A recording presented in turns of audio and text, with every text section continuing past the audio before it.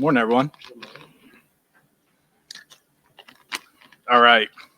So before we get going with all the questions, I actually want to just share a few, I guess, call it reflections from the year. And then I'll kind of go into just a little bit of detail in terms of our process, moving forward as we go into the off season. And then I'll open it up for questions. So probably the NFL storyline that I followed most since our season finished is really what's going on with Detroit. And part of that is just like my friendship with Brad Holmes, and really excited for him and happy to see what they've done up there. But it's been pretty cool to see and follow them. Given the fact that they've hosted their first home playoff game in 30 years. And watching the game against the Rams, watching the game against the Buccaneers, seeing the energy in the stadium, seeing the team feed off of it, it's been pretty cool to watch. Just honestly, as an NFL fan, and it kind of got me thinking, what's it going to look like or sound like or feel like when we are hosting a home playoff game here in Cleveland. What's the energy going to be, feeding into the week? What's it going to sound like on the opening kickoff? And as I thought a little bit more about it this weekend, I thought probably maybe the closest parallel to that would have been our last home game against the Jets this year. I think about that night and how much it meant for me, a bunch of, really our entire organization, our city, our fan base. And, there are a number of memories that kind of stick out. It's the electricity in the air pregame, as our players are warming up. There were, probably wasn't an empty seat. I remember, Nick, whipping out the Batman mask and putting it on and smashing the guitar and kind of working the crowd into a frenzy. I remember like the roar of the crowd when we scored our first touchdown. And when the game was in hand, I remember, walking down to the field level and sensing this like palpable anticipation because everybody knew what was about to happen as we were bleeding out the clock. The other thing that kind of stands out to me that night is like kind of this concept of family. I remember kind of surveying the field and seeing, Kevin's kids at the sideline in the waning moments, JW's, Paul's. I have my oldest son with me, seeing Joe Flacco's kids in the locker room after the game. But not just in the literal sense, seeing kind of the familial bond between our players and our fans. I remember Jim telling our defensive players, "Hey, take a lap around the stadium. Go enjoy this with the fans." I remember, David, sharing a couple, drink or two with, some of the tailgaters. And that was all really special and cool and memories that I'll take with me for the rest of my life. But the thing that actually stands out to me most from that week happened the next morning. That morning, I got a text from Tom Telesco. And Tom, as some of you know, he was my first boss in the NFL. And Tom, he was a very, very demanding boss. I've told this story a couple of times that when I started off in scouting, I would always have to submit my reports to Tom. And they would come back marked up in red pen or red marker with, essentially all this constructive feedback about, this needs to be changed. And I would just get so frustrated because I was like, I can never please this guy. Like, he's so demanding. Am I ever going to get this right? Until the one day that you get the report back and it's like, there's no red pen. Like I actually got this right. Like I actually hit the standard. And so Tom, he sent a text that said, your team had every excuse available to you to be a 10-loss team, and your players, coaches, and staff never flinched. Good job and congratulations. And the reason that memory is so strong for me is for two reasons. One, it was kind of like the no red pen moment, right? From like your first boss in the NFL.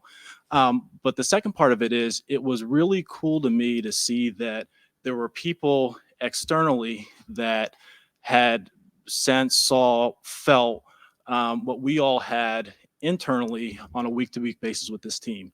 The thing that I'm most proud of, with this group of players, coaches, and staff is all the adversity that they overcame throughout the season. I talked a lot the last time I was with you all about turning challenges into opportunities for this organization. And I thought, the men and women, within the building, our players in the locker room did a phenomenal job of that throughout the season, always getting up off the map, dealing with every challenge, and really accomplishing something that was noteworthy and special this season for the organization, for our city, and for our fan base. And this kind of next man or next woman up, mantra, I think it's probably strongest embodied by our QB room. You think about PJ leading a go-ahead drive against San Francisco, and then a game-winning drive against Indianapolis the next week. You think about Deshaun, on one leg and with a hurt shoulder, leading us from, playing a perfect second half and leading us down from 2 scores to beat the Ravens. Then Dorian the next week leading us on a game-winning drive against Pittsburgh. And then obviously Joe playing really well through the last quarter of the season to lead us into the playoffs. But it wasn't just players, it was the coaching staff too. And that starts with Kevin. Kevin, the way that he was able to lead and manage through challenges and adversity this year was absolutely phenomenal. And we have a smart, adaptable, emotionally intelligent leader who, the crazy part is he's not even close to his ceiling. And this is a guy who hopefully in the next month should, earn his, second Coach of the Year award in his first 4 years as a head coach. And I know that our organization is in really good hands, both now and for the foreseeable future with him. And I really would be remiss if I didn't mention, Bubba and Jim, who did a phenomenal job of revitalizing the kicking game for us, revitalizing the defense. They were phenomenal additions to the organization, and really pleased with, really the work that those staffs did. So moving forward, so this is the point in the year where the next few weeks, it's really reflection and self-assessment. We look at everything that we did, A to Z, on the field, off the field, with the goal of improvement.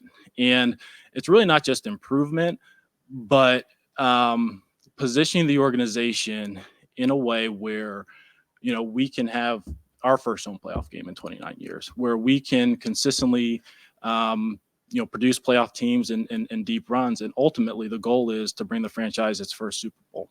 So all the decisions moving forward will be with that goal in mind. And at times that way lead to, hard and uncomfortable, decisions. But everything will be with that mindset for improvement. And it's because we know that our fans will appreciate it. We owe it to our fans. We owe it to the city. We owe it to the players, coaches, and staff in the organization. That's really our fiduciary responsibility. So with that, I'll open up for questions.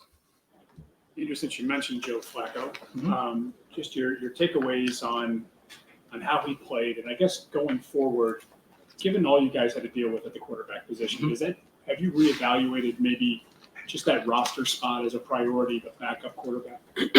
Yeah. So starting with Joe, Tom, Joe, he played winning football for us. He did a great job of coming in and really playing at a high level that allowed us to go on a run at the end of the year, play really good football in December. Even if maybe we ended a little bit with a thud against Houston, in the wild card round, but really pleased with what Joe did on the field, pleased with who he was as a teammate. In terms of the quarterback room, we've always valued the quarterback position, and I think probably if you look at our history over the last 4 off seasons, we've always been towards the top of the league in backup quarterback, expenditures or resources, whether it was Case for the first 2 years, obviously Jacoby, last year, and then even this year coming into the year with Dobbs and Dorian. So it's something, I believe that, backup quarterback really is a top 30 position on the roster, Tom. And, we do believe in carrying 3, and that's something that we'll probably do moving forward. So directly, will you bring Joe Flacco back? Look, I should say this. I should start by saying this. We'd absolutely love to have Joe back. He's a good quarterback. And, but I guess maybe a little bit similar to, Jacoby last year. It really depends, right? Like I want to bring all of our good players back, and but there are constraints to that. I'm really kind of both sides of the aisle, but would have no problem having Joe back. So the plan B, if you don't bring Joe back, to be Deshaun as the starter and the DTR as the number 2 guy. It's probably too early to say, Jake, honestly. We're a week after the season, and we'll go through the roster, and part of it does depend on availability and cost. What I can give you is, I think it's fair to say that we'll have 3 quarterbacks on the roster. What that looks like can be a little bit variable just based on how the marketplace bears out. Andrew, how much of a consideration would it be with Flacco to have the appearance of a guy who took your offense to different heights versus Deshaun, the possibility of vision, polarity, and around the team? Zero consideration. Zero considerations because of how both individuals are. It's not a concern internally at all. Can you explain the decision to part ways with Alex Van Pelt? Jeff, I understand that that's a topic of interest, the coaching staff in general. Quite honestly, we're not going to comment on that in detail until the 24 coaching staff is finalized, and then all those questions will be answered at the appropriate time. What can you do as a follow, and what are you looking for in the next offensive? Again, Jeff, every coaching staff question will address that when the staff is filled. There's still too much in flux. Even with the OC change, the plan is for Kevin to still call plays next season, correct? Yeah, so it's a good question, Jake. I'd say number one, that's something that we always talk about every offseason and kind of the self-assessment part. Part of that depends on where we land with staff and what Kevin's preferences are. Ultimately, that's going to be his decision as he constructs the staff. We've mentioned multiple times, I think that's one of Kevin's strengths. But how that operates from year to year, that's ultimately something that we reassess.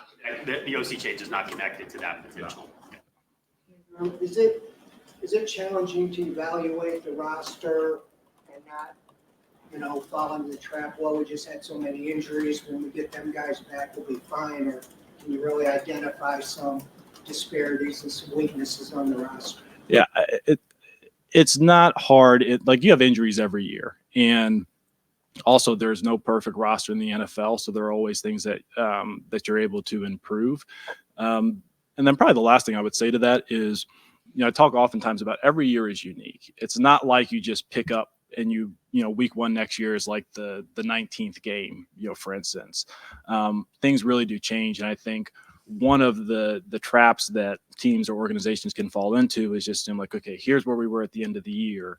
That's going to be our base case, our baseline level of the roster going to next season. We don't really look at it that way. We try and remove ourselves from the emotion this season, take a objective analysis of it, and then really project moving forward. So that's probably the best way I can answer it. Deshaun coming along, and where do things stand in terms of moving forward with him? And is there any precedent for an NFL quarterback or another athlete that you're kind of going along their timeline for having suffered a fractured glenoid bone? So Mary Kay, more generally, Deshaun's progressing well. He's doing, everything in his power in terms of rehab. He's coming along well. We anticipate him being on a normal or potentially ahead of schedule time. I hesitate to say that because it still is early, but we're really pleased with his progress so far and certainly looking forward to getting him back when he comes in the spring. And do you have anybody that you have, looked at that has suffered this same kind of fractured glenoid? I'd say that's probably a better question for our medical staff, but probably the bigger takeaway is we feel really good about the recovery. We don't. There's nothing that would suggest that there should be some type of limitation or anything like that moving forward. And kind of off of that, and Deshaun, it seemed like every time he was turning a corner, the rotator cuff, and then Baltimore game, and the broken shoulder. Do you feel comfortable with where how much you've been able to evaluate of him in game settings? Kind of going forward. Yeah, we'd all love to have him on the field more often. And I think that's safe to say, himself included. Do feel really good about him. Happy with the progress that he's made within our organization, both on the field and off the field. And we're looking forward to getting him back next year. We think he's going to have a really big year and have a ton of confidence in him as our starting quarterback. How would you characterize the trade? So almost to the halfway point, he's played 11 games since 2020. He's coming off right shoulder surgery now. How would you characterize the way the trade has gone to this point? And then what gives you optimism that he's going to get to the level of Mahomes, Stroud, Lamar and Allen, who hosted the first round playoff games. To get where you want to Yeah, go. Jake, I honestly haven't spent a ton of time thinking about that. When we made the trade, we really looked at it as, hey, this is something that we'll evaluate like a 10-year time horizon because these guys play. Obviously, we want him on the field, more often than he's been. He can't help the shoulder injuries this year, but we're really pleased with him. He's very talented. He's very hardworking. He's adaptable, and we really feel good about him moving forward. Andrew, I know you mentioned Jim earlier. Like the defense was obviously so good for so much of the year. There were a few key lapses, obviously, including in the wild card. Like, how are those thought about, talked about, and going forward here? What's the plan regarding those and some of that, sack production, especially? Yeah. So I guess maybe two separate questions there, actually. In terms of the wild card round, I think just as a team, we picked a bad day to have a bad day against a good team and a good quarterback, and we made a lot of errors that up until that point hadn't been characteristic of our team, but also give Houston a ton of credit. They had a good plan, they played well, and when you're in the playoffs, the margin of error is even slimmer than what we talk about in the regular season. So as we go into the offseason, I'm not necessarily overreacting based off of one game. We really do look at the body of work. In terms of the sack production, I think I better say I didn't know this till JW mentioned it, but I think you guys may know this. Something like we set the franchise sack record this year or something along those lines. So I don't have really a problem with that. But I would say probably the bigger picture is we're actually probably a little bit more focused on how much pressure we create. Because ultimately that's what leads to negative plays for an offense and advantageous plays for a defense, and we were really pleased with that this year. I know you mentioned Kevin as Can I go Daryl first, and I'll come back to you? I Wait, did you get a question yet, Scott? You bet. I'm going. Okay, no, I'm going with you. I like you better. Go ahead. You mentioned Kevin has a really high ceiling that he hasn't come close to. What makes you think that, and what are those areas I guess you think they can still grow? Yeah, so I think probably two areas. I think one, we talk a lot with employees across the organization of hiring people with a growth mindset, people that are continuous learners, and I think you see that in not even just great coaches, but probably high achievers across industries. Like if you even think about. Like Andy Reid might be my favorite. Here's someone when he was a 40-something-year-old first-time head coach in Philly, and you look at how he's evolved as a coach or leader, an offensive mind to where he is in Kansas City. He never stayed stagnant, and we see those same characteristics in Kevin. And I would suggest that probably everybody in this room has seen him grow and evolve as a leader and coach over these past 4 years. How he led and managed the year. This year, where I don't know how he wouldn't win Coach of the Year this year versus his first year, we're different. And I think the second part of it is like I always say, like Kevin is like he's the best of us, like on a just a human level, he like truly is the best of us, and I think that authenticity really allows him to be an exceptional leader for our organization. So it's really those two things combined that make me excited for the next several years. Go ahead, Darryl. Softball. You mentioned the tough decisions that you're going to have to make going forward. Probably one of the most difficult is Nick Chubb coming off that injury, cap savings versus being loyal to a fan favorite and outstanding player. Just where's he at in his recovery here, and just your thoughts on that particular situation? Okay. So with Nick, I probably came into this year let's say on a scale of 1 to 10 in terms of respect for Nick Chubb, it was a 10, and probably coming out of this year, it's now a 20. Nick, you would have never guessed that Nick was out for the season with how he operated within the building. I mean, it was like he was doing 2-a-day practices for rehab. And I remember a quick story. We were in LA for the Rams game, and he was in the player suite. I happened to pop up in there, and the suite, it's like humongous. First of all, it's like, it might be like 30 yards in length. And he was walking to go get food, but it's a pretty long walk. But he wasn't using his crutches. And I was like, Nick, are you being stubborn? And you're not. He's like, no, it actually like feels pretty good. Like they're saying, I was like, Nick, if you're supposed to be on your crutches, be on your crutches. Well, we come back from the trip, and then the next day, Dr. Vus, they had like put out this like tape because they were going to just test how he was. And they're like, oh no, officially, like he doesn't need to be on his crutches anymore. Like he had walked the whole thing. It was normal. And I share that like he's still very early in his rehab process, but like the tenacity at which he has attacked his rehab, and which, he did everything in his power this year to heal himself, but also make a positive impact with the team. It culminated. You guys know he's not like a super talkative person, but for him to do the whole Batman thing, in front of the Jets game, it's like he wanted to do everything in his power to help the team win. So, I would, in terms of Nick moving forward, obviously I understand that's a little bit the elephant in the room. Nick, I can say for myself, no one in the organization, I understand our family. Nobody wants to see, that carry in Pittsburgh, be the last time he carries the ball for the Cleveland Browns. And, obviously there are things that we'll have to work through, but, that would not be our intention as well. We obviously will work to keep him on the team.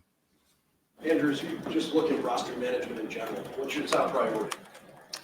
Probably a better combine question, but even then, probably won't answer it quite directly if I'm just being honest. But we'll spend the next few weeks, working through all that, and then ultimately we'll set a strategy to execute at the start of the league year. Andrew, similar to that though, you've done such a good job of signing players to 1-year contracts. I know you want everybody back, but that probably won't happen. So how do you keep doing that? Like Darius Smith, Hurst, Shelby Harris, all those guys. How do you keep finding these guys for 1 year? Jeff, I think one of the things that you realize is, the NFL, the only constant is change. I think, when I met with you guys after 2020, I mentioned that even for, the top teams or teams that have, a lot of their guys under contract, there's typically like on average a third of your team turns over, and that's regardless of your record. And it could be more depending on, the health of your roster. I mean, more like long-term health as opposed to physical health. So I think as a general manager, you really go into the offseason understanding that, running it back really isn't an option. It's just not with the economic realities of our sport. So I'd say one, acknowledging that reality going into it, and then trying to make the best decisions that you can to improve the club. It's really as simple as that. The way that you are, raving about Kevin, is it safe to say that an extension is in order, sometime fairly soon? I understand the question. I have to say though, Mary Kay, if I don't talk about players in this, you guys probably don't have a great shot of me talking about that as well. But we're really happy with Kevin. And just to be clear, when you say carry 3 quarterbacks on the roster, do you mean the 53, or is that kind of practice squad spot? We'll get to those details when we get to the season, but typically, like I don't have a problem with that on the active if we have the right mix. Yeah. Andrew, every year we ask you about the cap space, and we know the kind of circumstances you're in, but do you still feel like you can do whatever you need to do in free agency and to make the moves you need to do given the restraints you face? I do. Just the ability to shift things around, or why do you feel so confident? As we look at the contract management space, it's not something that we think about just at the time or 1 year at a time, Scott. It's something that you really do spend multiple years planning for. That's an area that we're very confident in, and we view it as a strategic advantage for us. And we'll continue to operate in a way that allows us to maximize the team. There are a lot of young guys on the team this season, and guys having to step up for that next man up role. As a whole, how do you feel like the development of those guys went, and what's the aim as you head into next season? Yeah, Cam, really pleased with our coaches and our player development staff in those areas. It's something that we've poured a lot of resources into operationally. So, not, let's say, non-roster considerations. And it's really rewarding to see the fruits of, those investments, pay off on a year-to-year basis. So I can't give enough credit to the assistants, our player development staff, our performance staff headed by, Sean Holz, our player development group headed by Carson Walsh. Those individuals have done a really, really nice job. Brian Callahan's receiving head coaching offers. Can you retain Bill, his dad, at all costs, or what are your plans there? Yeah, that would probably fall into the bucket of, staff. It's a good question, Tony. I definitely understand the interest there. We obviously value Bill very highly. He's done a great job with us the past 4 seasons. But I probably don't feel comfortable commenting on that until we address the coaching staff.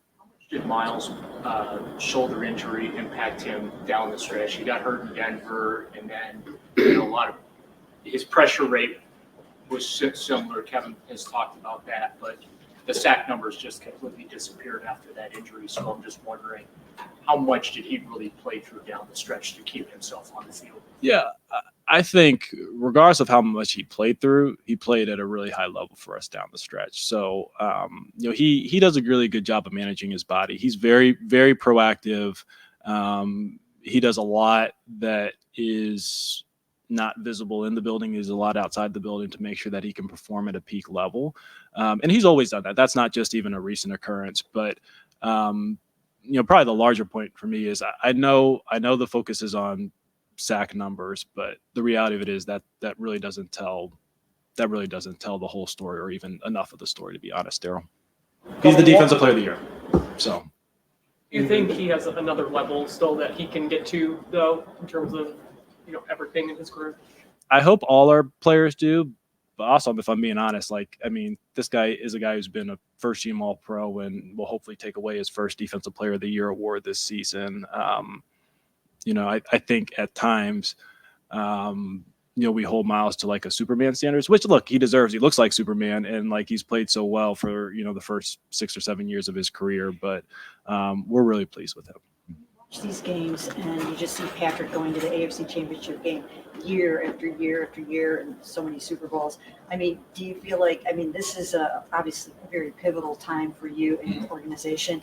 Are you going to be able to get past Patrick and some of the amazing quarterbacks in this AFC? Mary Kay, it's a very, very competitive league, and it's a very, very competitive conference, right? The AFC has a number of really strong teams, and I feel like we have 3 of them in our division. And so we realize how competitive it is, and it's a big reason why, as we look forward, every decision has to be made with the understanding that we play a zero-sum game. You either win or you lose, and we want to best position our organization to be playing deep into the playoffs, because you're right. If we're going to reach our goals, we're going to have to beat the Patrick Mahomes of the world, and it's not going to get any easier anytime soon. Andrew, speaking of the growth mindset, how are you a better GM today than you were a couple years ago, 3-4 years ago? Yeah, I think I mentioned this.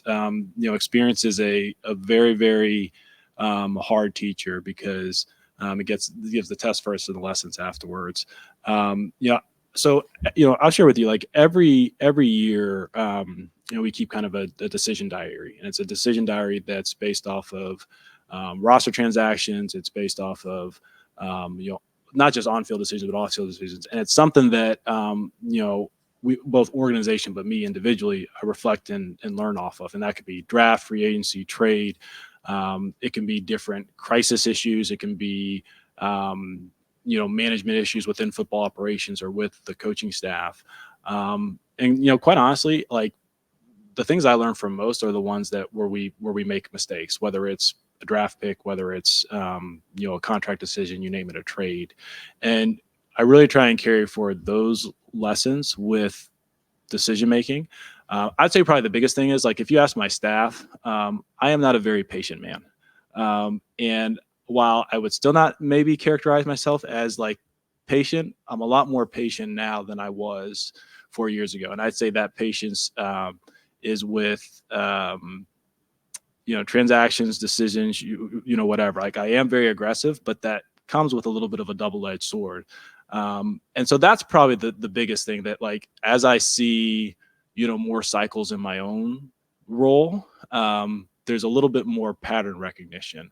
And there's a little bit less of your staff having to maybe like pull your coattails to like slow you down and make sure you're not quite ready, fire, aim all the time. So that'd probably be the biggest area of growth for me. Andrew, there's been a lot of talk about culture, especially this year.